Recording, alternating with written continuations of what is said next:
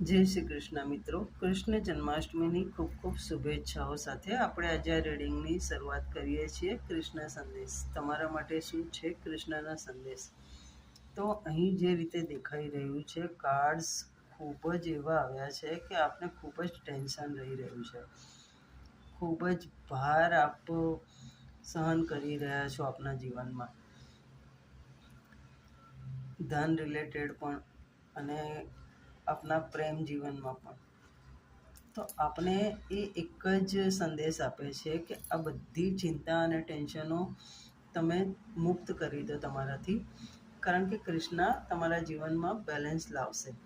અને જેણે જે રીતે તમારા સાથે કોઈ પણ પ્રકારે છેતરપિંડી કરી છે, કંઈ ખરાબ કર્યું છે, તો એનો ન્યાય થશે. આપની મહેનત ફળીભૂત થશે. આપના જીવનમાં એક નવો સૂર્યોદય થશે.